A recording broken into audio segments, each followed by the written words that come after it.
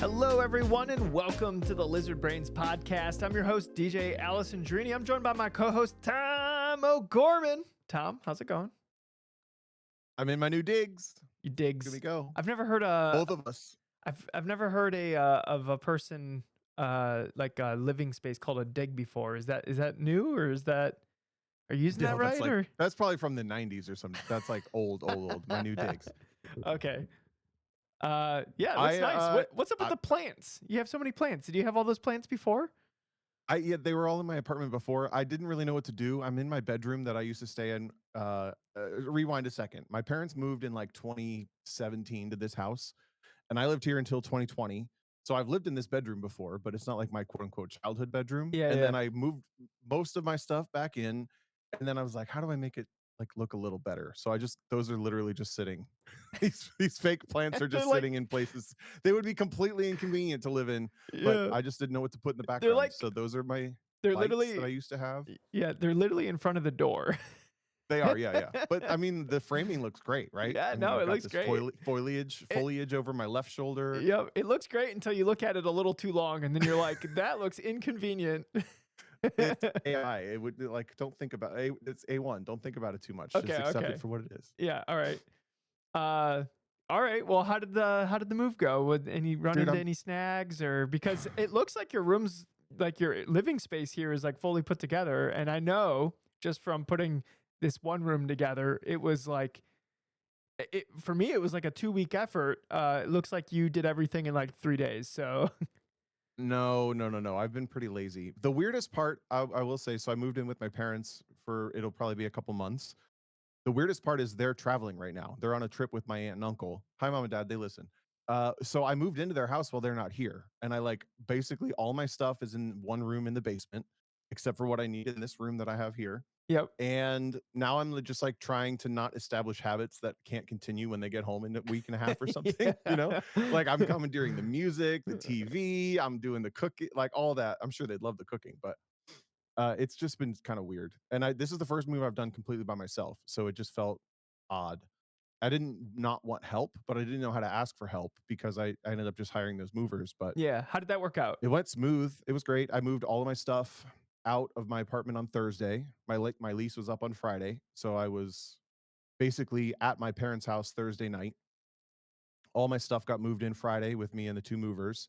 And then I drove Eric's trailer back to him. We got dinner. I went back to my apartment and I cleaned everything that was left over to be cleaned. Yep. And then I left. So it was like a two day, maybe 36-hour process to move out. But I had left so much stuff to do the day of and the like last 24 hours before the move, because every time I would start packing, I'm like, I either You're might want yeah, this yeah, or yeah. like I can't get staged in a way that makes sense. So it was just like, it honestly took like less than 2 hours to move all the stuff out of my old apartment. Movers, it took less than 2 hours to move everything into the new house, which was basically everything just stacked in the basement. But it was tiring. It was like stressful to not have anybody. uh, the thing that changed, every other move I've done, my dad at least was there, if not my mom and dad, and there was some like collaboration between either how the trailer gets loaded or the order of things, or like we get lunch after or whatever, just like doing straight 2 days worth of moving Yeah. minus dinner with Eric was really nice at the end of Friday. That was like the only somewhat normal social aspect of moving. Everything else was just work and lifting and carrying. And I've also lived in two-story apartments. This was my first third-story apartment, and that extra story is a lot of extra Yeah. stairs. Well, at least you had those the hired guns to come help you with it. I know Exactly. when we moved from our the house, it was a duplex that we were renting, which was only like 15 minutes away from where we live now. Yeah. When we moved there, where I worked, I had a box truck as like my work vehicle because I was just traveled in like a 3 hour radius to like work on medical equipment. And so I just had like imagine like not the biggest U-Haul, but like a pretty big U-Haul. That's basically what I had as a work truck. And we just spent like, I don't know, like a week and a half just like moving stuff out until it was like Yeah. the last load where it's like, okay, like, and at some point we just lived here, but there was still stuff at like the old house. So like we would just make trips like every day and just like load up the truck and then like bring it here. And then And then, we'd be like, I don't feel like going back. And then that would be it. Like, so we like did it really, really slow. Yeah. Uh, so yeah, it's a little different when you have to do it like all in one go. We did it super, super slow, which made it kind of nice. Just because it wasn't like a thrash. Unless I'm Yeah. remembering this incorrectly, I'm sure Christine would be like, "Are you kidding? Remember the thing and the that?" And I'll be like, "Oh crap, I don't." But in my mind, it was like easy, no, like no drama. If I'm remembering the most drama we had was differences of opinion on how stuff should be carried downstairs. That was basically it. That was literally the most worthy part of, like, it was expensive to hire the movers. I didn't carry a single couch. I don't Hmm. have that much, but I didn't carry any couches, any chairs, any bookcases, wardrobes. Like I have this big wardrobe thing. Oh, how did they move that That out? they just carried it. They just I mean, carried it. everything's I will give the furniture companies a little bit of credit. They're pretty smart. They don't make stuff that doesn't fit through doors very often. So all my stuff fits through doors. Yeah, It's just yeah. really not fun to carry a bunch of it You know up what it 3 stories. was? It What? was because you've moved twice now in the last like 5 years. It's anything that couldn't fit through a door got left behind, and now you don't own any of that stuff. Or yeah, this was my perfect chance to just like get rid of everything. I think I said it before, get rid of everything I never really unpacked or used in my Yeah, current just previous apartment, you know? So I don't know, it was all good. It was a little weird to get here and my parents are gone and all my stuff is here and then it's just like, this move is impending and then also just like year-end stuff and family holiday stuff and then all of a sudden I moved and now I'm just in my parents' house doing who just find got to find stuff to do, yeah. so it's a little odd. You is the sim rig up and going? It is. Look at it right over here. Okay, hold on. We're gonna see. Oh, yep, nice. Ooh, I like you literally can just roll right out of bed and just plop into the sim rig. That's gonna be Dude, perfect for the Daytona 24 hour this weekend, Tom. there we go. Whose team am I on? Hold on, you're gonna have to say that again. You were a little roboty. Whose team am I on? Oh, I No, thought. this is gonna be a problem. So you guys might have just heard, I am now on Wi-Fi, and I need to find a way to probably hardwire my computer to the Yeah, internet. I got Because I ideas. tried to play some iRacing last night, and I got, like, 6 messages in a hosted lobby, not even official, just a hosted lobby that was like, "Dude, your internet's terrible." Yeah, you could. Oh, So there's a no. couple different things you can do. Like we can take a look at whatever the Wi-Fi remote is on your computer and like make sure that the antenna is like in the right spot. Take a look at the router itself. But obviously, the best option would be to just run a cable. And I'm looking at like you said it's on the other side of the wall off to your left, right? So there's a bunch of stuff like on that wall you could shove. They make cables that are flat. That's what I have in this room, and you can like Oh, shove them in underneath the baseboard or like in between the carpet and the baseboard, so it won't yeah, even be there's visible. literally an electrical outlet slash I think it's a phone jack outlet, like, right here on the wall that I need to poke a hole through, so I can just take that off, run the cable through it, and the router's on the other side. Yeah, you could So do it won't be that. hard. Yeah, you just got to do it. Yeah, and then the other dumb thing I did, you get this. So I plug everything in, I get everything all set up, and the thing that was motivating me to get my sim rig Yeah, set yeah. up is there's that time tech challenge that I talked about most recently being at Pikes Peak. It's currently at Riverside Raceway, which is like this track that closed in the late 80s, I think, and it was this really famous It's a road good course. one. I love it. Yeah. And it's 1970s. They picked a Group C car, so 80s. They picked a like Trans Am car and then like an old stock car thing and there was a ton of chatter going on about it. Some Lizard Brains people are in there. There's like 6 people in the same like second with the Porsche Group C car. I was like, oh, I can't. I got to get it set up today. I want to Yeah, do yeah, this yeah. challenge. So that was my motivation to get it all set up. And then I get it set up, and the wheel keeps disconnecting. Not just disconnecting, but powering off. Did you read me N- scrolling through this in the Discord? Yeah, yeah, but the audience doesn't hear So it. you know So where this ends. yeah, yeah. So I set everything up, and if you don't know my sim rig, it's famously very rigid. It's famously high tech. It's been really like gone through.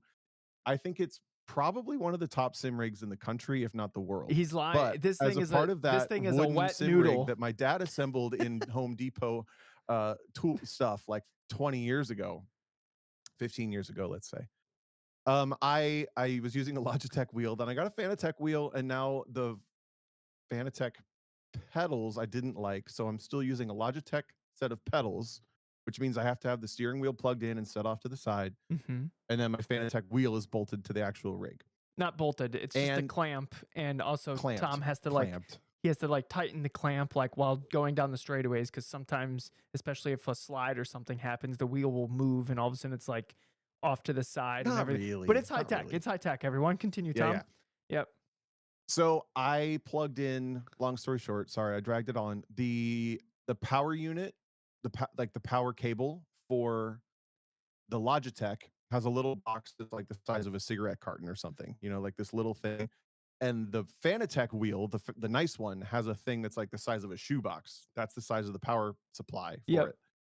And I plugged the power supply for the Fanatec into the Logitech and vice versa. So it kept powering off as I'm driving because it didn't have enough power to actually drive. Yeah. So So it the would be power like supply would randomly trip.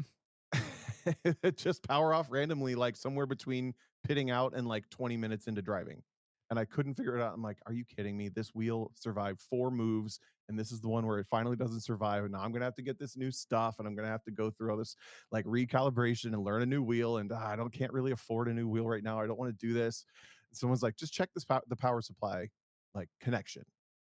And I look down and it's like the giant box is plugged into the little wheel and the little box is plugged into the giant wheel. And I go, I'm surprised. Is it just a barrel jack? Like, I'm it's surprised a it was tiny the little same. circle. Yeah, is that what you call it when it's a little Yeah, circle? yeah, yep. Just a barrel. Yep. So a little barrel jack, I guess. I just learned a Yes. new word. So it has. And also the power supply box doesn't have any branding on it because it's just generic like tech stuff in there, right? Like Yeah.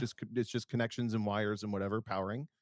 So I don't know. I feel like that giant box should have said Fanatec on it, and that giant that little box should have said Logitech on it, and I would have been fine. Well, Is that too much to ask? no, you figured it out. Look at you, little troubleshooter. Hell Yeah, look yeah. at me go. I'm gonna write it on there in like permanent marker, so this wheel can last me another 5 years. And then you know what I'm gonna do? I'm gonna the next time I'm over there, I'm gonna like bring some isopropyl alcohol and another Sharpie, and I'm gonna like take it off and then like switch the No! names on it. And you'll be like, I even labeled these, but this is weird. That's not my handwriting, but I labeled them, and it's not functioning. And then we can get Tom to get a new wheel. Let's go. Can't wait. This is the grand plan. Do you think it's detrimental to be upgrading your sim rig often? Detrimental? Is a real No. question. No, I think that would be, well, detrimental to your ultimate pace in sim racing. Maybe it depends. Like, I think things wear out over time. Like, I had when I first started sim racing, I had like a Thrustmaster TX, and I put, I don't know, probably more than 1,000 hours on the thing. It's probably getting close Yeah. to whatever amount of time you have on that like CSL wheel that you've been rocking for however many years. And you got it used because Grid Life wasn't using it, and they're like, here, Tom. Like, that's how you ended up with that one, right? Am I remembering that correctly? Yep. Yeah. Yeah, it was one of their like old backups, like an old model. Yeah, and When then they used to do they the game nights. right, but then they got a bunch of different wheels, and then they just had all these like wheels like sitting around or something. And I think Fanatec like gave Grid Life a bunch of wheels or something like that. So Correct. so I mean, maybe that one has even more hours. But basically, at the point where I had this TX wheel, the Thrustmaster TX, that I got like for like Thrustmaster. Thrustmaster. I got it for like $300 on a Black Friday deal. Ito sent it to me, and I was like, "Crap! Well, now I have to buy it. I've always wanted to sim race, right?" And then that's how I got into sim racing. Well, I think I had over 1,000 hours on it, and I was like competing in like broadcast races, and to me, like this was like esports, and I'm like, this thing only has like a finite lifespan on it, and I don't want to see the end of the lifespan because it's gonna fail when I like need it. Like, I'm gonna be in a race that's gonna be really important to me, and it's gonna fail. So that's Yeah. when I upgraded. So I'll like generally phase stuff out as like, especially if it's like a more consumer like level product, to like phase that stuff out so I don't have to, like, for example, my Fanatec Club Sport pedals. You can always find those used for like $300 on the internet. Right now, one of our podcast members is selling it for like $220 in the Discord, which is an absolute steal. You could literally buy it and then sell it for $300. Don't do that though. He's trying to sell it to somebody that could benefit from it. But you could sell those things for $300 on the internet all day. So I would heavily use the pedals, sell it for like $280. It would sell quick, and I'd buy like a barely used like set from somebody who thought they were gonna like play Gran Turismo a bunch, and I'd buy a set for like $300. And I would cycle, even though it was the same pedals, I would like cycle them out just because I don't want to be the one that experiences a failure, just like you would with like a real car, where you have like a timeline on parts. You don't wait till the part fails; you replace it before it fails, right? Yeah. But the question is, do you think the way that you can patch upgrading your car affects your driving in real life? Do you think constantly changing your sim rig? Better question. How do you know when your sim rig's just good and just drive? Stop touching it. It's Because I don't probably know enough about sim rig. In my opinion, my sim rig is already there. Like I know exactly how it feels. I know what to expect. I know my wheel. I know my pedals. Like my sim rig is, in my opinion, I'm completely satisfied with it. But you completely disagree with me. yeah. So where's the difference? Where's the line between constantly upgrading it beyond what you do, what you have, and then what I have? I think like the thing that you should, I think that'll help people. Go yeah, ahead. I Sorry. I think this is a good question. I think this will help people. I think the thing that you should be looking at is there any aspects of your, your whole system, whether it's the computer, the screens, the pedals, wheel, the rig itself, the way it's configured, that is causing inconsistencies that could otherwise be consistent. Like, for Yeah. example, your rig is pretty flexible, so the wheel bounces and moves around a lot. That is an inconsistency that could be nullified by having like a stronger, more rigid rig. Having the screen set up correctly to have like a proper FOV, like you can get used to the incorrect FOV and maybe be 99.9% as accurate as you would if it was the incorrect or if it was the correct FOV. But if you want that, like the your muscle memory from real life to like move into the sim, then like that FOV and the shift horizon and all these things that like make what you're seeing through the screen geometrically correct to be what your eyes and your muscle memory that exists from real life into the sim. And then like pedals, there's different trains of thought on like the elastomers that pedals will use as like a resistance, Whoa. or New word. New word unlocked. Lizard Brains oh podcast. my goodness, Elastomers. it Pew, pew, pew, pew. Go ahead. aka little rubber squishy things that you push your foot into. That's is that more in line with the vocabulary that's normally happening here? No, I'm following. I just got excited about the big word. Oh, gotcha. Okay. Uh, so I never heard that before, but I knew exactly what it was when you said yeah, it. good. All right, nice. That means everyone else is on the same page too. So, uh, there's some elastomers that will break down over time. So, like, you'll lose that consistency because, like, let's say you put 40 kilograms of force into it, but then the elastomers relax. So then you actually lose the brake pressure, like as they relax with that initial tension that gets put into them. That's a thing that they do over time, over use. They'll deform. So then your pedal starts to feel a little different. The elastomers can start sticking on each other because that the rubber and the plastic and all that stuff will start breaking down, so they'll get like sticky. So then you like the brake release won't be as consistent consistent as it once was. Like there's all these different aspects that come into it, and the problem is all this stuff degrades and changes so slowly over time that you might not know. It's the same thing with like real cars. That's why it might be a benefit to go drive somebody else's sim rig or have somebody else like drive your sim rig that like has experience in it, just like having somebody drive your car when like, if your car is the only one that having somebody drive it, they might be like, oh, the clutch was weird or this or that or whatever. Like you might have stuff like failing on your It doesn't vehicle turn. that you don't realize, and you're just like, oh, I just got to drive better because like trust us, like we've all been there, like, oh, I just have to do better, I just have to do better. But until you experience the other, like the like, Tom, I really want you to come over and try the rig because it's like super dialed right now. And like I think it's hard to know what you're missing out on until you try it. Like for instance, when I went to Chicago for that that in-person tournament thing for iRacing at Sim Yep. Racing Chicago, I got to try a bunch of different wheelbases, and at the time I had what I upgraded from the Thrustmaster TX. I had an AccuForce, which is a direct drive wheel. It uses like a smaller stepper motor, and you can kind of feel the cogging or whatever into it. But I thought like whatever, like that is literally not holding any performance back. But then I drove on a SimiCube and a VRS base, and on both those two bases, and then some other bases, but these were the ones that like stood out to me.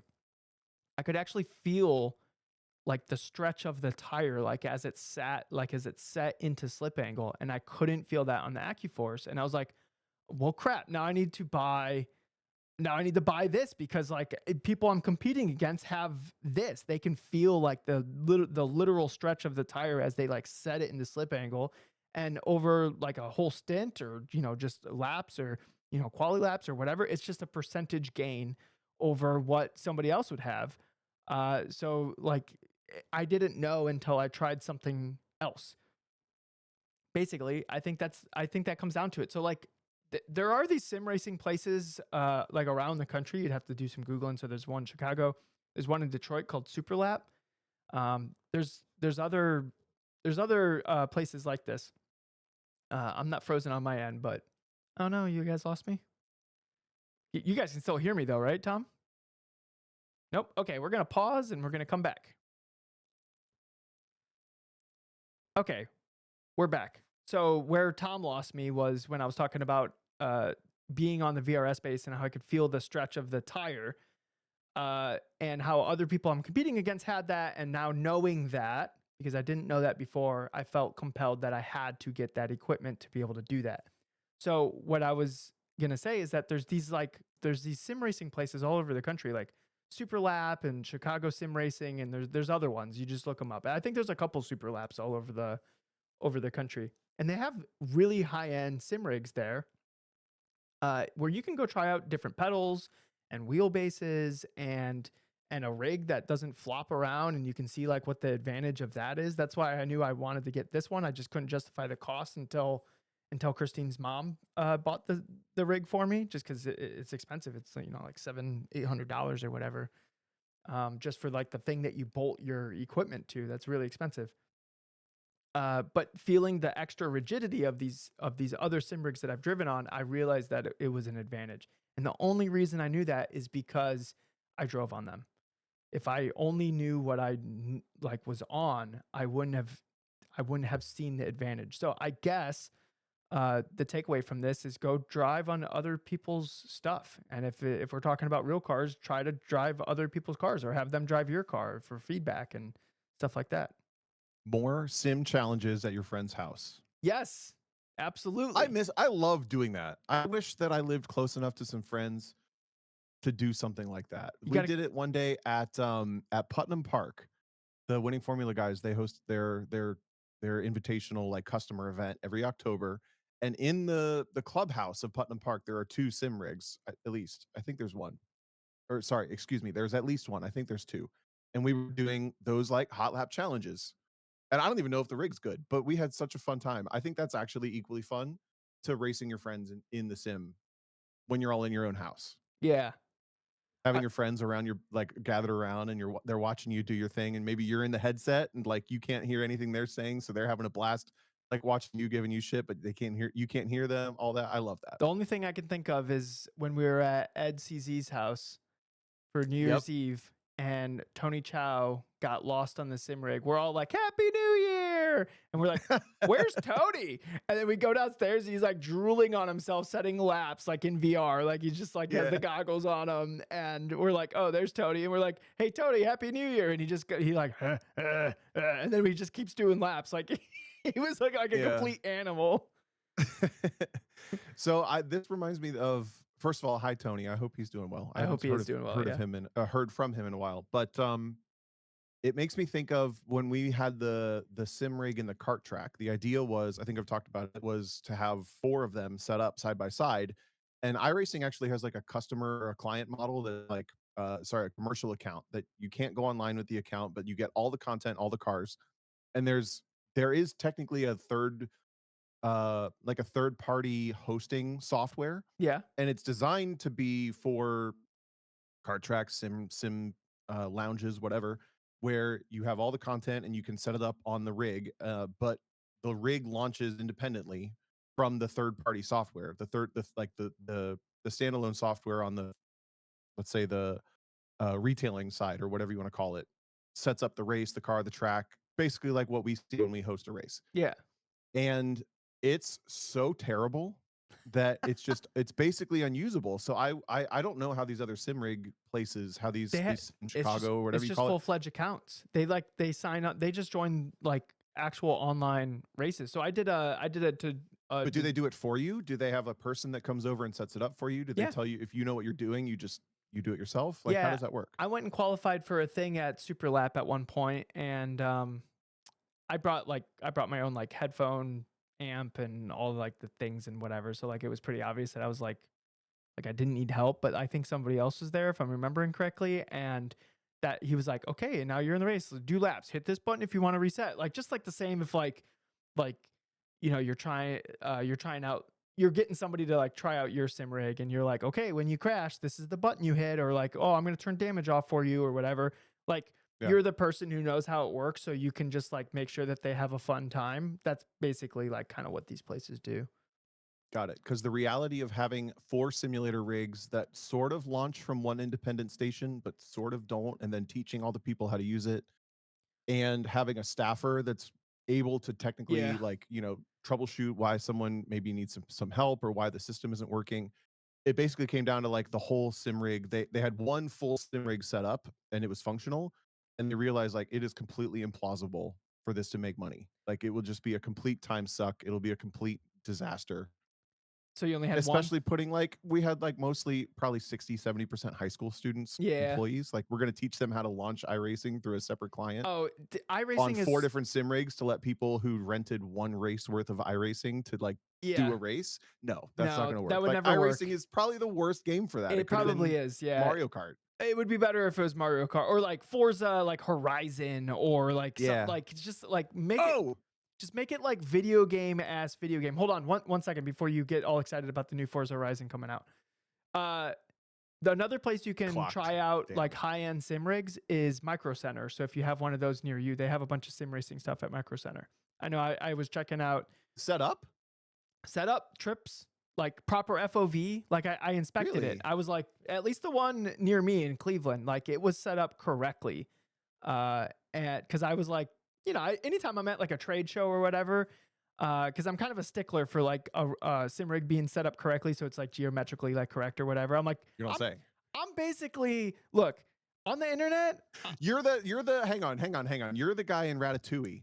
You're the pro chef. You're the food critic that the Mhm. mouse makes the food, the rat makes the food for, and then you taste it Yep. and you tell everyone how terrible it is.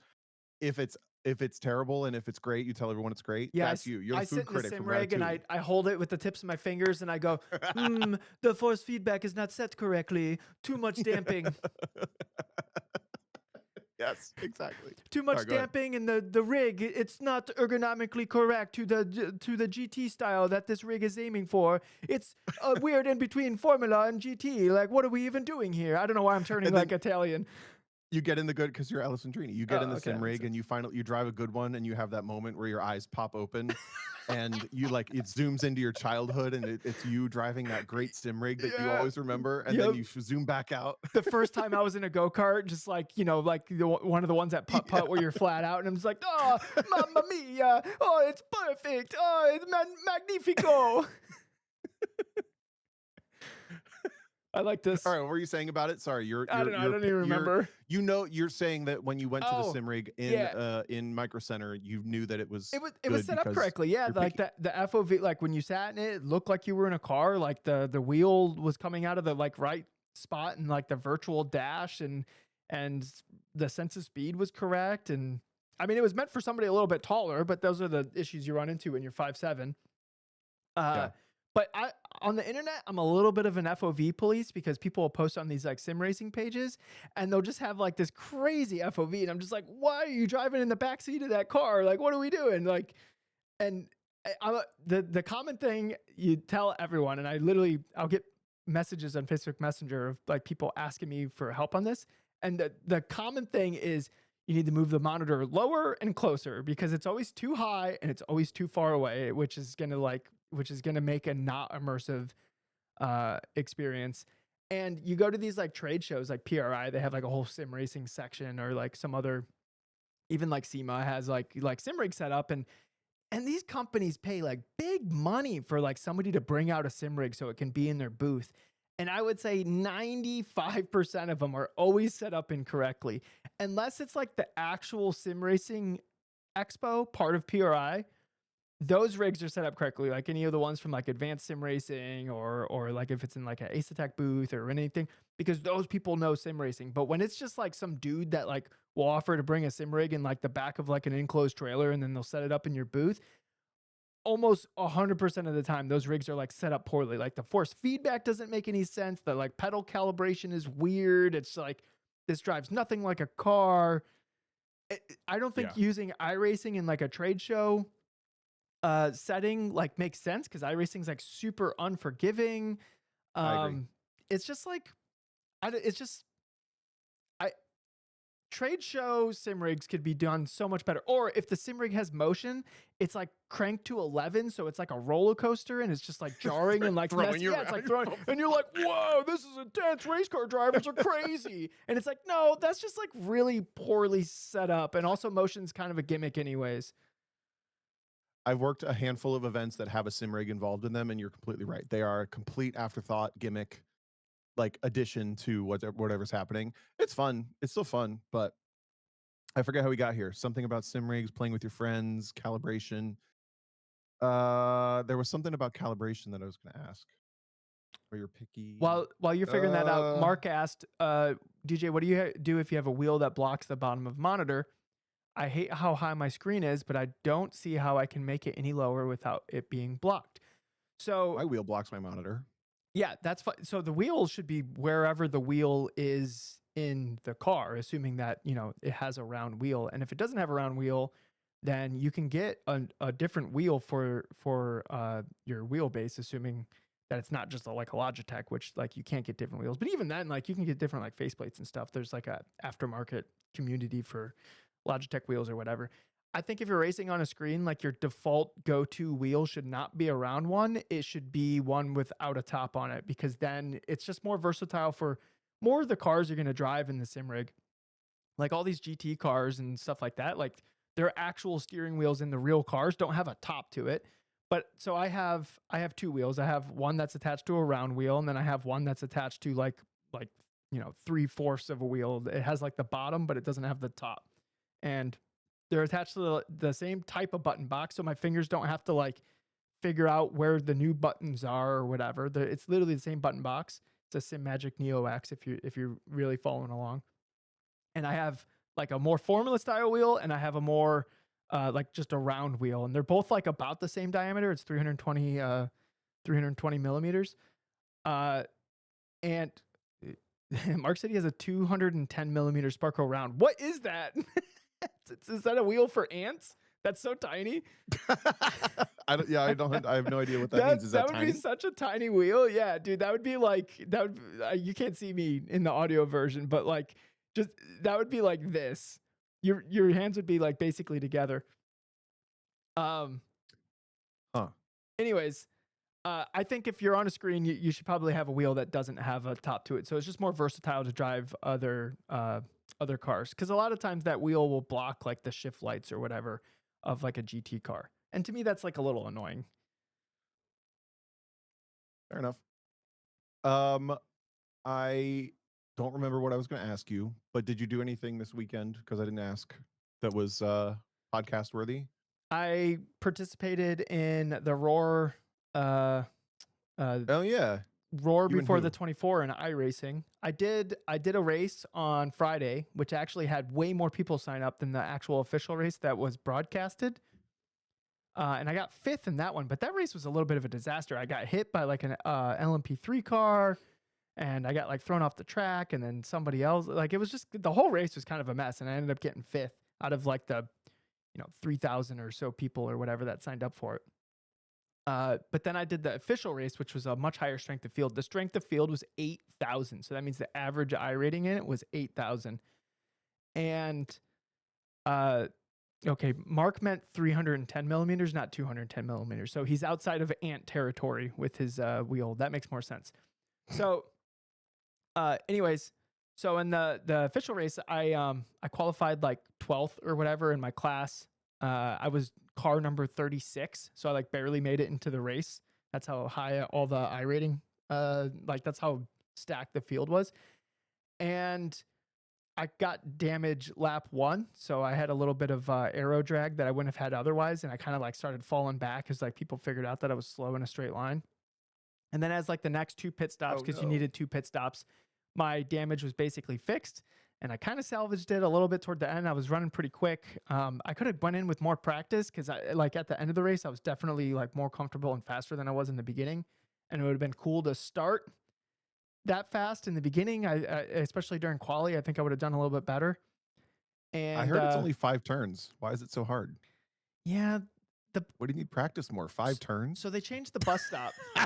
They I'm changed kidding. they changed the bus stop. So there's like a really interesting cadence of like where you hit the curbs, how you hit the It's curbs. weird.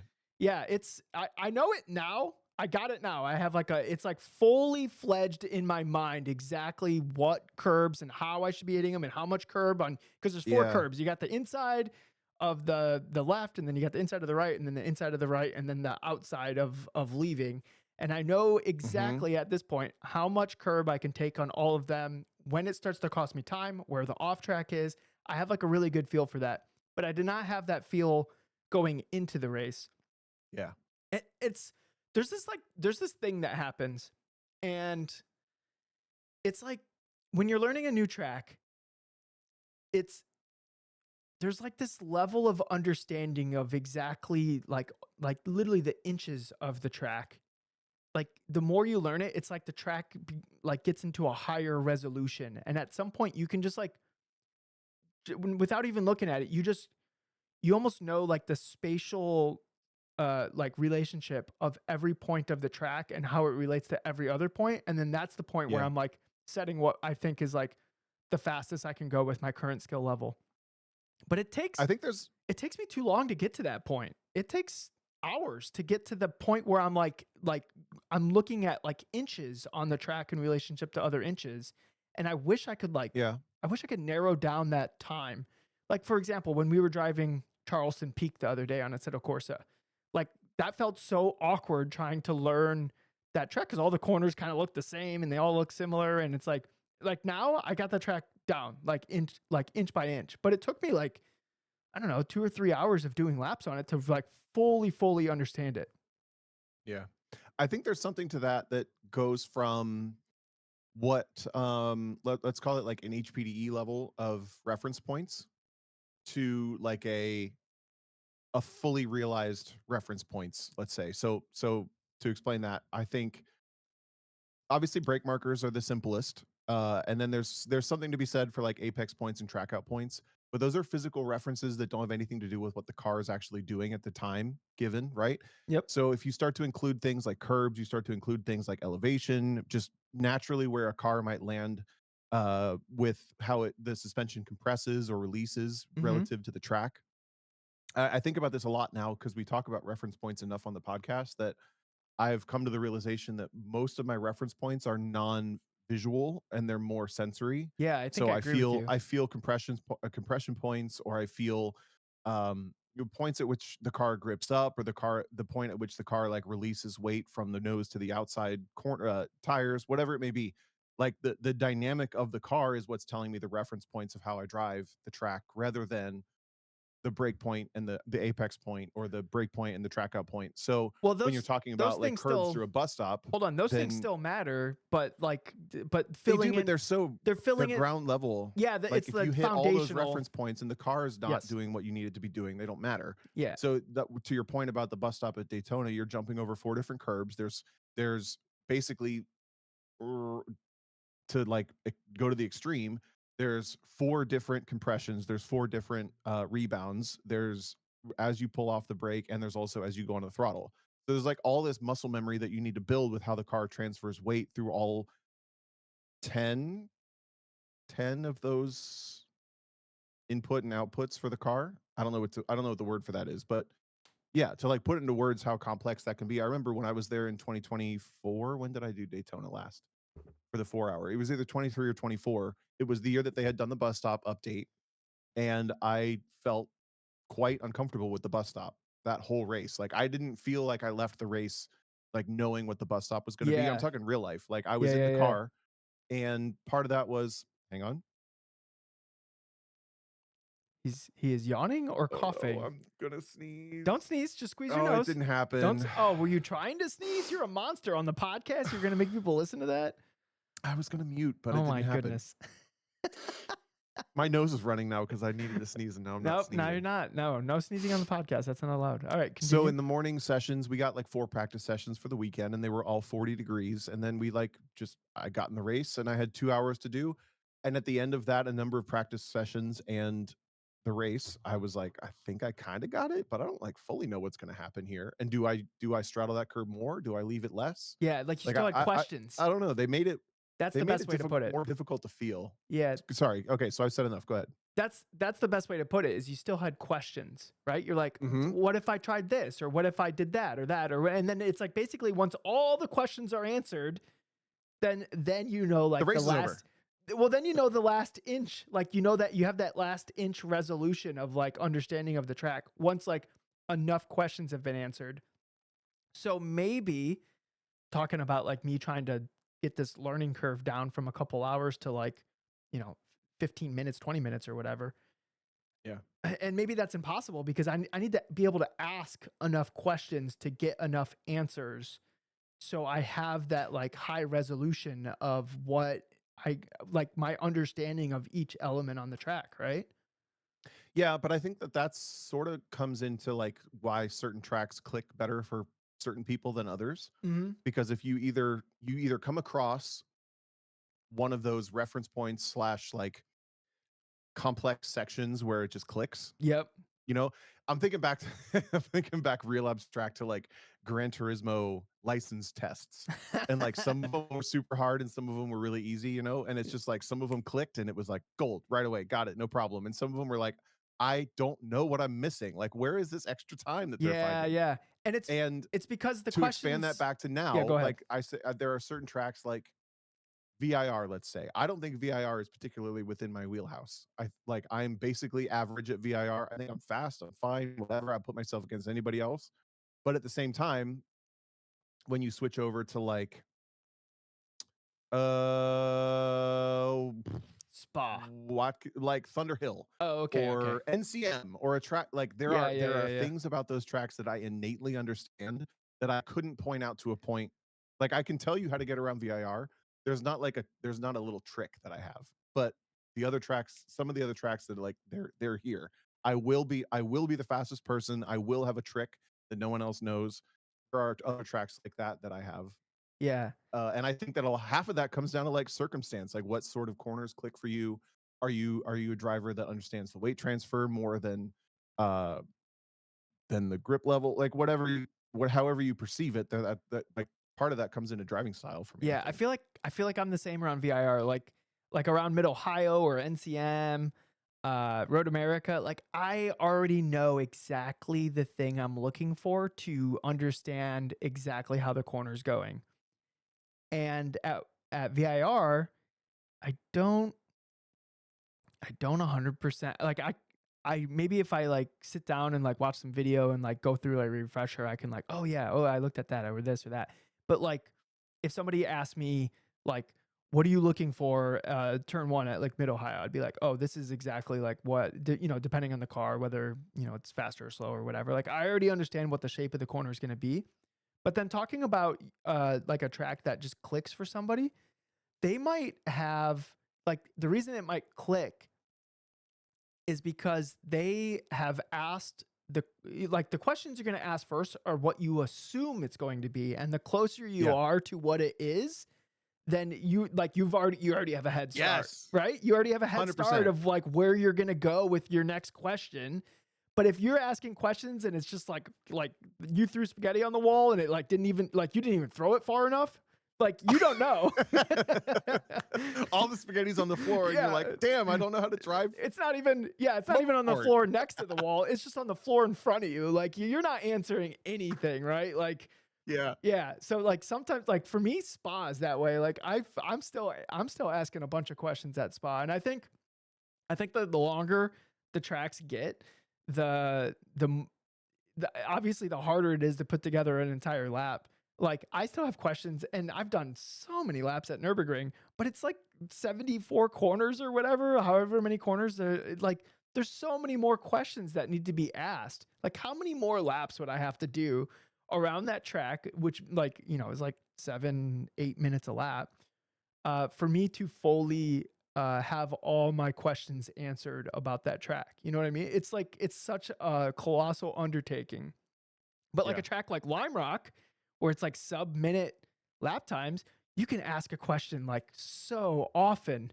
Oh, well, what about turn one? Oh, I get to try it a new way every minute, which is why a lot of times when we're really working on some fundamental stuff with coaching, like we go to Lime Rock because they just get reps on like the same stuff over and over again. They get to like ask all these questions.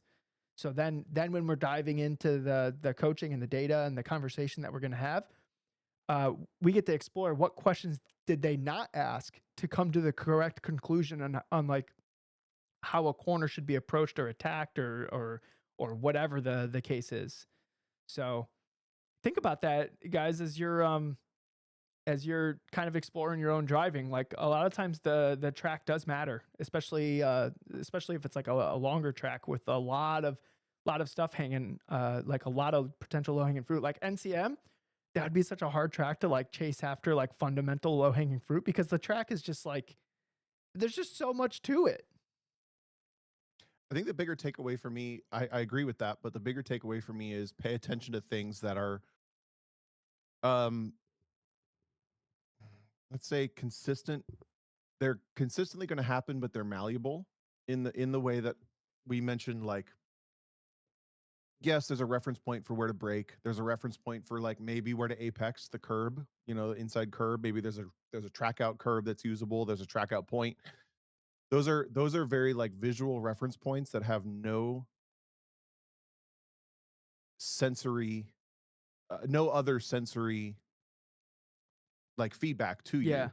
And to me, I think learning to identify places where the car compresses, like in an on camber point or in a compression point on the track or in a weight transfer point where the car, like I said, transfers weight from the nose under braking to the outside corner, outside tires, where it gives you that rotational point. Yeah. There So are there are there are reference points for what will always happen that you can kind of play with that help establish that help you go faster. Essentially, they help you identify the way to be repeatable. They help you identify a way to find more speed. And when you start to think in those more granular terms of going beyond like a visual reference point and going to a more like feel reference point, yeah. in a way, like when you add that into the potion, add that into the cauldron, and you're making yourself a better driver. I think that is a huge thing for me, at least how I process my driving. I know that it's like way more down that than it is like very rigid. Like I brake here, I turn in here, I Yeah, no, uh dude, I totally whatever agree. black and white things. So like if yeah, like let's say you're struggling with consistency in a corner and you're like there's nothing to look at, the visuals here suck or whatever, like Yeah, maybe instead of having a visual, I'm going to call those non-visual references because yeah. normally if you're just I referring to kept thinking reference, sensory references, and I'm like, vision is a sense. What do I yeah. call this?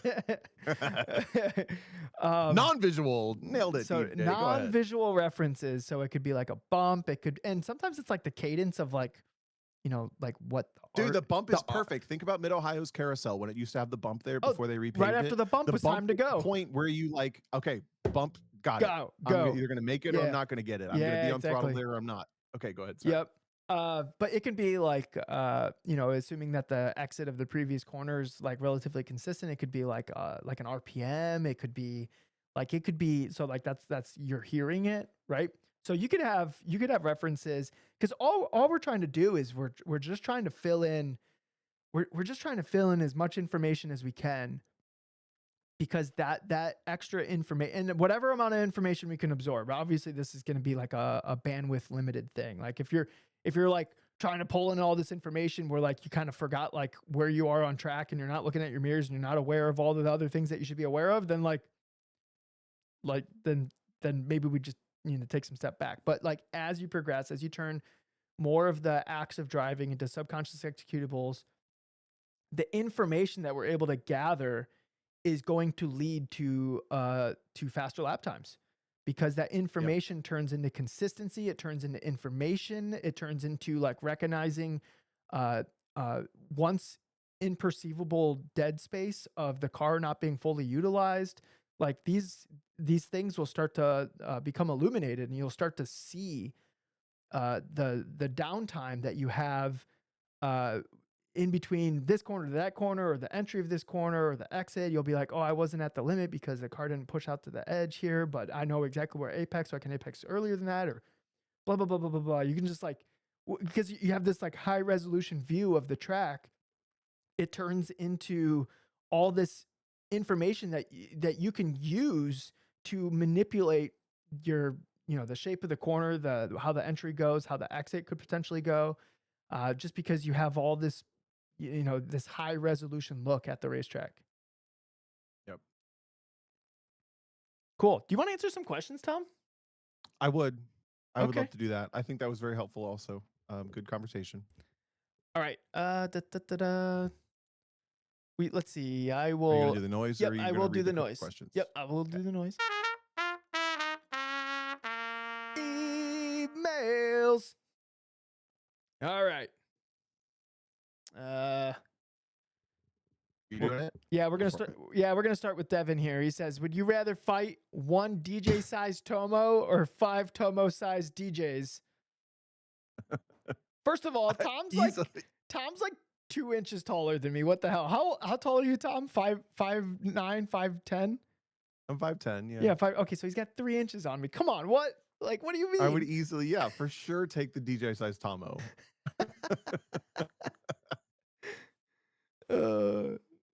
Wait, what kind of fight? Are we talking a physical fight, or can we do mental warfare? I'm better at mental warfare. I think if it was a physical fight, I would win, Tom. I think if it was mental warfare, I could take down 5 of you. What does that mean? I would find a way. You know, I don't know what it I means. would win in a physical altercation between us, Tom.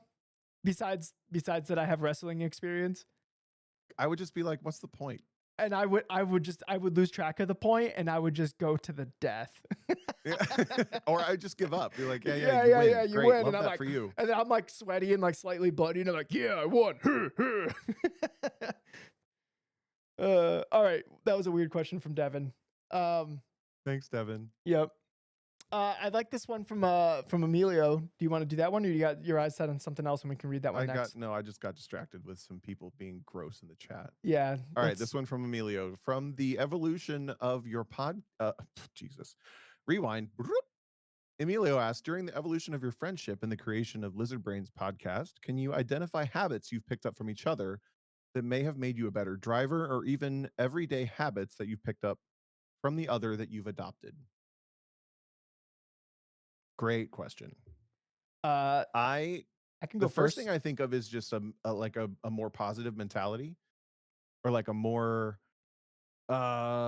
structured approach. We've talked about this. It was a long time ago, but I see that you have such a self-awareness through the process of like learning to become better at something that I completely do not have, and I've only ever really been illuminated on that sort of thing by you, that I'm like, damn. So I do think of that often, where I'm like uh actively realizing like maybe this is one of those moments where I just have to put in work and it's going to suck, or maybe this is like I can find the positive in this, or I can find the practical outcome slash solution slash whatever, versus being in my head about something.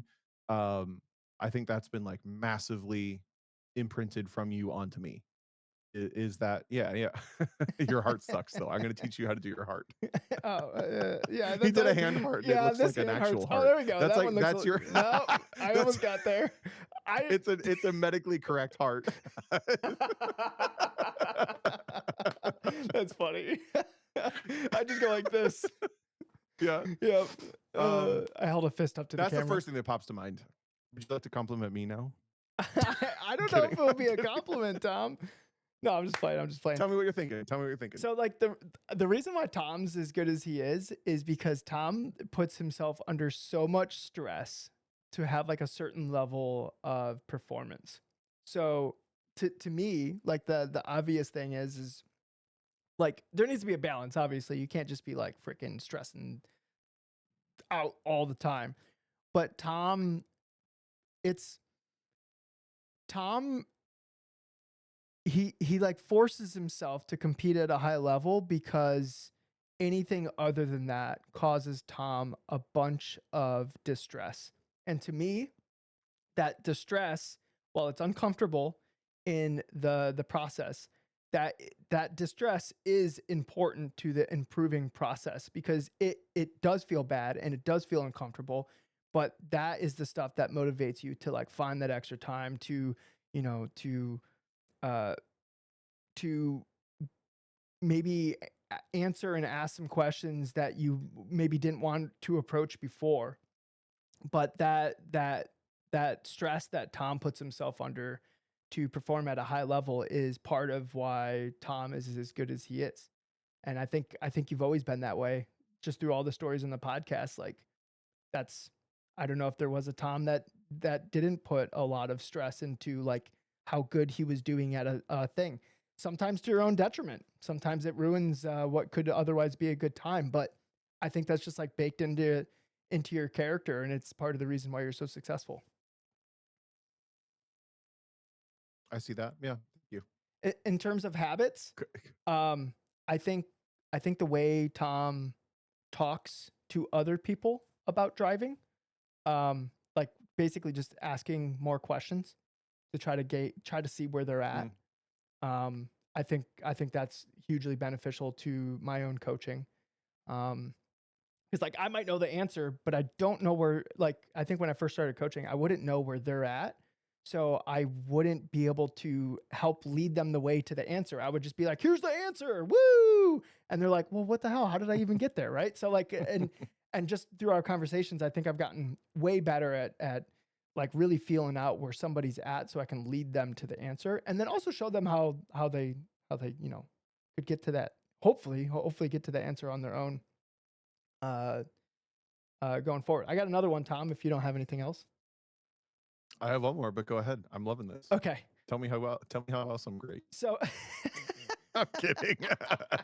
so I think, so me and Tom, we did a Lizard Brain school. Was that last year or the year before? I can't remember. I think it was the year prior. Year prior. We never found a good weekend last year. We are Yep. planning another one. We're still ironing down the date, but we're Look like alive, Finger Lakes. yeah, we're like 95% there. So, uh, I remember during this Lizard Brain school, and Tom was talking about like the way he's interpreting the course, and then also you put out like a video of like the way your eyes were looking ahead, and like and me and Peter started calling it like Tomo time, where you recognize on your course walk where you can actually scan like way ahead in your vision, like you just get like a little extra cheat of like this is where I'm at, this is where I'm going, this is what I need to look at. Cool, I'm back where I was kind of just driving in a straight line because there was like a dead zone in this course. For some reason, I never thought of that before. I'm kind of kicking myself for not thinking about that. But by implementing that into my driving over all of last year, and it like was finally starting to come together at Solo Nationals, that just implementing that was the difference between me getting I don't remember what I got in 2024 at Solo Nationals, but I was like, I don't know, like 5 tenths, 6 tenths, 7 off Alex and Daddio. And putting that, like supplementing my driving with that quote unquote Tomo time is the thing that pushed me over the edge to finally be able to compete against these like absolutely elite drivers and like be like at the top fighting to beat these guys. Because before I was inconsistent. I would beat them and then I wouldn't beat them, and I would beat them and I wouldn't beat them. And it's because there was instances on the course where I was leaving time on the table because I didn't even know about it because I wasn't utilizing the Tomo time to build that like super high resolution of exactly what needed to happen on that course to like make the time. And it was during that course walk where it was like a big light bulb that like popped off and it was like, crap, this is something I should have been focusing on like a long time ago. Now I have some catching up to do. Uh, Yeah. that came from that course walk. And I hope other people got it. And hopefully people listening to this podcast can be like, crap, I need to start incorporating this like quote unquote Tomo time into the way I not only just drive the course, but the way you walk it too. You have to recognize where this time will exist when you're walking it. And then you Yep. can drive it in your head to try to build that muscle memory before you go out there and drive it for real. Because if you just go out there and drive it and try to like figure out where the Tomo time is, then you don't have enough time. Agreed. That's cool.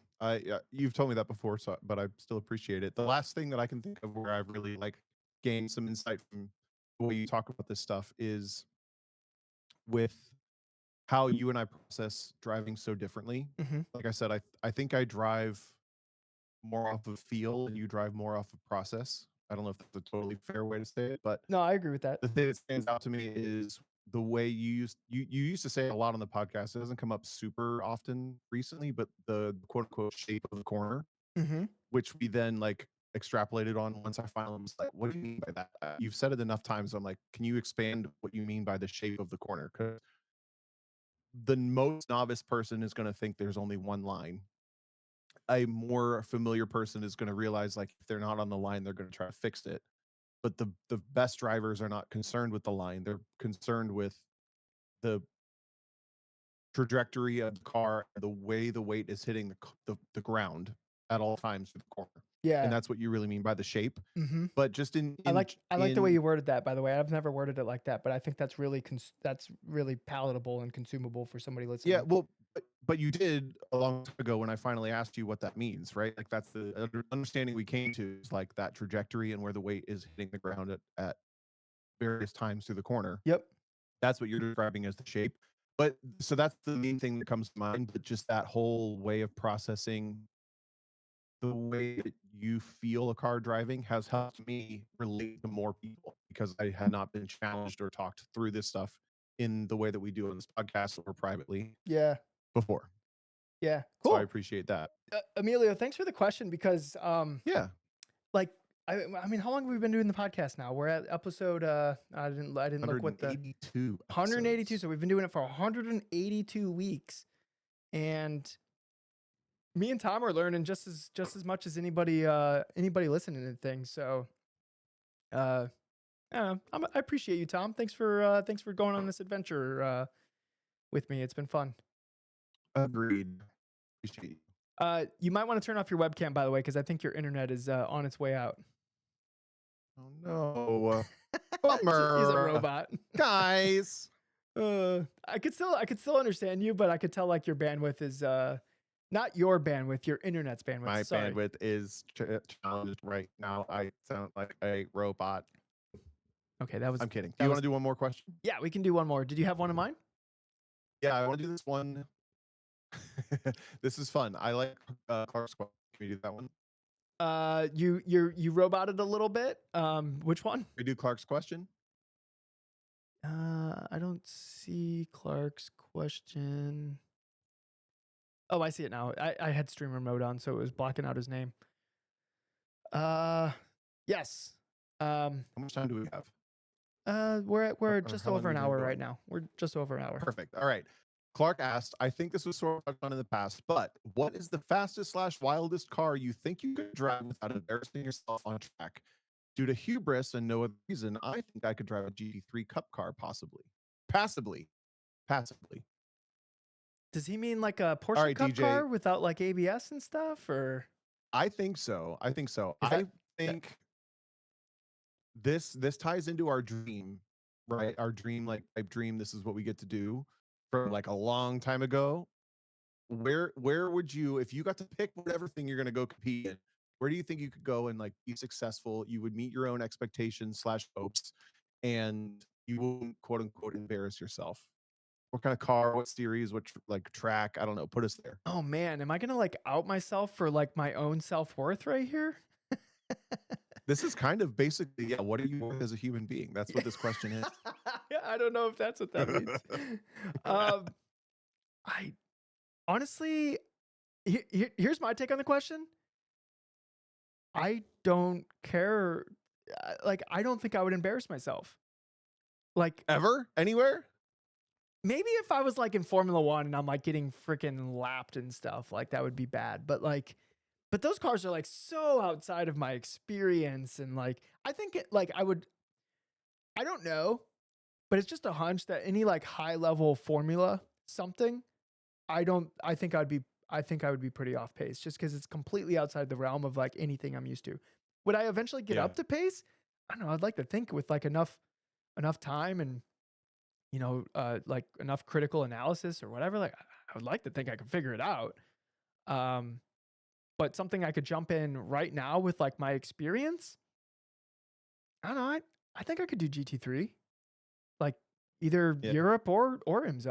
I don't think I wouldn't be the slowest person. I don't think I would. Sure. Yeah, this makes me think of two anecdotes. The first one is Fernando Alonso when he did the Indy 500, and there was a bunch of news articles about it and whatever. Obviously, it's like a huge Formula Yeah. One world champion coming into IndyCar, and there was this thing that they kept saying about like he went flat into turn one on his first lap, and that was like, my God, he's going to be competitive. He went into turn one flat out on his He was first lap. competitive though. Yeah, and he was right. So that's the first story I think of. The second story I think of is when Alexander Rossi, who was with Honda, at least at the time, maybe still is with Honda, got to do the Baja 1000, I think, some off-road race with the like Honda Ridgeline like Baja team. And there was this story going around. Like, I heard it from people who worked at Honda at the time. They were like, "Yeah, he got in the thing and just like went flat out through the moguls the first time," which means like the moguls are the little bumps, right? Yep. And you can either go slowly across them and you feel every single one, or you just go flat out across them and the thing just like bounces across the top and it's like super smooth. And everyone was so impressed that this IndyCar driver had gotten in the Baja truck and just like went flat out across the mogul for the first time on this practice course. I have a take on So this. that's what. Okay, hang on. Let me finish my. Yep. So that's what I'm thinking of. These anecdotes. I have gotten to do crazily. I've gotten to do the GT3 thing, and I didn't embarrass myself. So I'm trying to push myself beyond that. Like if I were to properly get a ride, I agree. I think Formula would challenge me. Like I've driven like really low Formula cars. Yeah. I think I could probably handle Formula 3, probably Formula 3. FIA Formula I 3? don't think I could get Richard Ass GTP. I could not get in a GTP car and be competitive, especially like currently, definitely not right now. Maybe 5 years ago, I still don't think I could do it. I think I would have been a little lost. I remember watching one time with Kenton Cook his LMP3 video at VIR. He did a reference lap, and it just was like in his files. It popped up and watched it, and I remember in the back of my head thinking, I don't think I could do that. Yeah, but that's kind of how like if I found videos of myself like the last time I was racing, I feel like if there's a long enough time between when you do it, you're like, Who was How did that I do that? person? Like, who's Yeah, that human, right?" yeah. Like, but like you get in the car and then you knock some rust off, and then the next thing you know, you're doing the same thing again. Like you just I don't know. And Andy says he feels that overnight. That's funny. that's funny. Um, Bill says MotoGP, hell no. Absolutely no way in Oh, absolute any absolutely time not. ever in hell could I No. ride a MotoGP thing. I look, Nor do I aspire to. I don't want to hurt. Like, oh my God. No, no, no way. No if way. I don't think I could drive around Paddock. if I could just like print clone myself like a new body and then like have my brain Yeah. imaged on the new body, like if I could just like have a reset button on my life, I would love to track some motorcycle stuff. That sounds great. Or like let's say I'm like injured in a way that's annoying. It's like, yeah, whatever. Kill off that body, let's get a new one going, right? Like I would do it. Yeah. I would do it. Some But if you've Black Mirror walked stuff. dude, if you've walked around like a motorcycle paddock, even if it's just a track day, everyone's limping and everyone has screws coming out of their leg. Like none of those people are like fully functional. And I Are you don't know. saying they have screws loose? They all seem Uh, they all seem pretty tight. They all seem pretty tight. They I, were done by I think professional they have. doctors. No, I think they have so many screws loose, those people. But I mean, to each their own. Love that for them. So my I mean, my what is take. between? I would love to say that I could hold my own in V8 supercars. Let's say that. I think that I could functionally get in a V8 supercar. I think I could feel that out. I think I could learn the tracks. I know the tracks well enough. I think I could. I think I could do better than Austin Cindric, who's like a Ford factory American driver who went down there and got lapped in his first race. I think I could do better than that. Yeah. That's my thing. I'm gonna say Okay. that. I'm gonna put 10 toes down right there on that. Okay. Okay. Um, You yeah. think GT3 Europe? Yeah. FIA GT3 Europe. I don't think I think I'd be starting out. I think I'd be mid pack. I think I would find a way. I think I would find a way to the front. Would I be like all-time dominant, like like never loses driver? No, I don't think that because I'm not that in iRacing. Like the 10,000, 11,000 iRating people. Those are like that's the tippy top, right? And Yeah. I think FIA like GT3 is like basically tippy top. So like Yeah. I think I would end up in like the same kind of place that I end up in iRacing. Like for example, I got 10th out of the, you know, whatever amount of thousand people who did the roar. There was like 30 people in class and I ended up 10th in the top split. So like I think I would end up kind of somewhere in that range. And then I would have 9 just absolutely juggernauts like in front of me. And maybe with like the right questions asked and I get the correct answers back, like maybe I could like take some of those down. But I don't think I would just like I don't think I would just dominate. I don't think that's I don't know if anybody actually dominates in that series because it's so competitive. Uh, Yeah. my my take on whatever that guy was going what was it, Rossi going over the moguls and Fernando going flat through turn 1 or whatever. Yeah. I think first off, they're used to trusting the car uh to some level, right? Yep. They're used to that sensation where you just trust that it will be fine. They have somebody that tells them exactly what to do in those spots. And then they're able to execute on it because they're just good enough and they just trust the sensation. And with the Alonso thing, I don't know how trimmed out the car was. Maybe they started with it kind of like a little easier to drive, but maybe not that fast, just so he could get the sensation of being like flat through these corners. And then they trim it out a little bit and like they ease them up with like the change of the setup of the car. To me, that seems like the better way to do it rather than here, Alonso, here's exactly how it will be on race day. Like go figure it out and hopefully you don't crash. Like that doesn't seem like a good approach for the team. You know what I mean? Totally agree. Yep. I Yeah. agree with all that. So like Grounded to the ground, as they say. yeah, exactly. So like I think like he's like, yeah, just keep it pinned through the moguls and like you'll be good. And then he's like, well, I was told to keep it pinned. And then he goes through it and he's like, yeah, okay, it was good, good. Like I'm Yep. but like to the outside, they're like, how does he do it? It's just like they have a trust in the car and they have the trust in the people that are like helping them. And then they're good. Totally. Yep. I think that's totally valid. Yeah, and they have the skill to pull it off and they like and they know where their skill level is. They know where their weaknesses and their strengths are. And it's like part of the reason why they're like, you know, an elite performer is because they understand where their strengths and weaknesses are. And yeah, I think that's The other thing is you become so specialized. I think that you and I probably have some aspects of this to us, but when you're talking like let's say factory GT3 level drivers who are utilized by their manufacturer all throughout European series or international series, they develop a relationship not only with the style of car but with the specific car they have. mhm. Um, I don't know. Wait, hang on, real quick. Did you see that Kenton Cook got named one of the 10 most or 10 best drivers in In IMSA, GT right? racing? No, or IMSA? Was it IMSA? Yeah, 10 best drivers in IMSA Yeah. last year. Yeah. Okay, so part of the reason I think that he got that, they kind of outlined it in the article, is he was successful in 3 different GT3 cars throughout the year. He was successful in the Mercedes and the Oh, Ferrari damn, and the I didn't even think BMW. about that. That is super impressive Right. because all those cars It's and the impressive, but I teams and think that everything operates different. there's a level of like GT3 cars are this level of prep. So I to my understanding, I'm this is like hearsay paddock talk, but my understanding is something like a GT3 car that's as reliant on aerodynamics as it is will run way more sway bar than a car that is not as aerodynamically reliant as they are because they want to keep the platform really level and really flat. Yeah. So even if that's not completely true, let's just say that that's like a style of if you know GT3 cars and you know you're working with an engineer and maybe you can kind of like steer the setup or the the style of what the car needs Yep. in the Yep. direction that you know a GT3 car needs. Then take that to another level. You are a Porsche factory driver who drives literally only Porsche 911 GT3 Rs in GT3 around the world You know what you want from the car. You know how to talk to the engineer with what the Yep, setup yep. needs to be, and you like you have such a nuanced understanding that this came up in some setup talk I think on the podcast Discord that was like, I used to think that I was supposed to be me personally, I used to think I was supposed to be the kind of pro driver that could get in a car and say, like, it needs 2 less clicks of rebound in the front, it needs a flat or 2 of toe out in the back, you know, a turn or 2 of toe out in the back. Like, just specifically say, like, it needs this, this, and this, and it'll be perfect. Yeah. Because I would hear stories of people who could do that, and I came to realize that the people who did that were either Playing it up. a lot of the times full of shit, Yep. yeah, or they were so specialized to that type of car.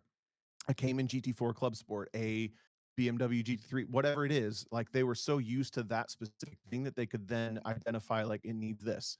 And I did start to get to that point with the Audi and the Hondas and TCR, right? Or the TCA car, even though it was a way lesser extent. I'm not saying Yeah. they're GT3 level cars, but these people are so versed in that because that's what they're utilized for. Yeah, yeah. That's why I don't think I could get into GTP car, an Indy car, an F1 car. Like I'm literally not exposed to that ever in my life. Yeah. Whereas I would say like I'm very specialized and exposed to what a car, first of all, should feel like and needs for like an autocross run. And I would probably do that better than most. And then I would say that you would probably have that maybe with autocross, certainly with iRacing. You can do a iRacing setup better than Well, basically that's everybody dude, listening. that's You what I was know, thinking. you're It's like specialized. I like when it comes to like GT4 Cayman setup because that's like where I've spent like a lot of the last couple months or whatever. I can almost Yeah. like I can drive the track in my head and already imagine what changes, like what settings I would have to even start with, like even down to the shock settings. I'm like, oh, we would probably want a little compliance over this part, or oh, there's an oscillation through this part of the track, so we probably want to run softer up front, but then we need to be able to put the power down. So we'll probably run a lower ride height in the rear and all this stuff. And that's just in iRacing. I 100% believe that stuff would exist in real life if you're completely Yep. specialized in a single car. So yeah, yeah, there's a huge advantage to that. But then also like just being really tuned in to the car and the way it should feel and the way it is behaving. Like you'll know, like you'll just be able to dial into the the way to make speed in that car. So, but in this question, I'm assuming I would be giving myself enough time to get acquainted and learn. And I I I don't know if the question was like if you jumped in right away because I think starting anything new, you're gonna be off. You're just gonna be off. Like there's no way you just jump into something new. And I think we talked about this last week. If you jump into something new and you're just like at the top, ah, maybe aim for something different. Like I feel like you should be like jumping in and being like mid-ish pack, and then you're like, I'm in the right spot. Sure. Yeah. I I think there's basically truth to that. There's exceptions, obviously, It but yeah. if the goal is to grow as a driver as much as you can. If your goal is just to win as many things as possible, then you club those seals, you win, you go to the local thingy, like you just like you look like the local hero, right? But if your goal is just like, well, let's see how good I can get at this thing. Like where does that go? Like Yeah. how like the process of learning the craft is the enjoyment, not the result, not the trophies or the plaques or the whatevers. But if the actual process of the driving itself is the thing that you're gaining enjoyment out of, yeah, I think you aim for the thing that you're not necessarily going to be winning. And then you can always Right. like pop back to those things where like, well, you're probably expected to win the thing just because it's a nice palate cleanser, but you should be spending most of your time in the thing that where you're losing, I think, if the goal is to be the best I driver. I was always really intimidated at the prospect of being in GS in IMSA because I feel like the pros in GS are essentially the pros in GT3, GS being GT4 cars. Yeah. And in 2019, I could have been in GS if I had chosen to, but in general, just the idea of being in that, there was a difference from TCR to GS that was like, I would be really intimidated to go to GS and find out I'm like completely mid. But And I never did it, so I don't know. People were encouraging of me to be like, no, you'd be fine. But either way, that sort of thing is absolutely in the back of people's heads at any level, I think. yeah, yeah. And it's scary and it's You know, but I think the more you throw yourself into those situations, the more you'll be like, well, Oh yeah. it worked out fine last time. Yep. It's still hard. It's still hard. Totally. So, okay. All right. Do you want to wrap it up there? Or where Yeah. are we at? Uh, That feels good. yep, that feels good. That feels like an episode. Tom, what are you doing this weekend? I don't think I'm doing anything. I got to look at my calendar. Are you not doing the 24-hour? Calendar, I thought you were going to calendar. do it with Austin and Diego and I have not been asked to do the 24-hour. We have our live stream of the Liberty Bell League this Sunday Oof. evening at 8:30 p.m. Eastern. I'm going to be a So wreck. we're commentating that. DJ and I both. DJ will have done at least 24 hours of racing, up to maybe 48. Are you doing it once or twice? You doing maniac. it once. I'm doing it once. Come on, You I'm just not do it crazy. once. Okay. So the only plan I have this weekend is commentating the Liberty Bell League. That will be streamed on YouTube. We'll probably share some links to it. It's switching to the GR86 instead of the MX5, so they're switching it up. I saw a practice session that had like 15 of them in there. There were so many pretty cars. cool. Yeah, I saw a screenshot. Yeah. There was a million cars in there. Yeah. So if you want to listen to Tom commentate and then DJ just like say something that's irrelevant every once in a while, tune into that. And you're doing the 24-hour Daytona. Yep. Yeah, I'm doing it with the same team I did it last year. It's a team called SimCity Racing. We were on pace to win the second split. Didn't quite get into the first split. We needed like everyone to have 9,000 I rating to get into that split. But we were on pace to win the second split, and then we got taken out by an LMP2 car with like 4 hours to go, which was unfortunate. But we were like, Was it Jimmy Broadbent? you know, if it was Jimmy Broadbent, you know that he would be roasted every chance I got on the stream, but it was not Jimmy Broadbent. Damn. Yeah, dang it. It can't be mad. Who was at in the race with celebrities. Jimmy that we knew? Was it us? It was us. We were in the race with Jimmy Broadbent the year prior with Eric Coutil. That's what I'm thinking of. When me, you, and Eric won whatever split we were in, I think we were in third split, second split. We were either in third or second Something split, like and we ended up winning. I Yeah, don't know. yeah, it was fun. That was a good time. Now Jimmy's just commenting on Eric's stuff like casually. They're friends now. Yeah, they're friends. Jimmy and did you guys know that Eric Coutil and Jimmy Broadbent are friends? Yeah. Make sure to bring that up to him next time you see him. He's gonna be so confused. So, all right, Tom, do you want to take us out of here? Yeah, I can do that. Let me Okay. make sure I can hear the music because I failed so hard last week. Can you play the music? This is a test run. This is a test run. Testing. Yeah. Okay. I got it. Okay. So we can do a real run now. DJ, thank you for doing that. Oh, well, okay. I'm gonna start You it can- again. Yeah. Perfect. Hey, you know, the world was a little heavy this week. So if you're out there and you're feeling some sort of way, take care of yourself. I love your hair and I hope you win.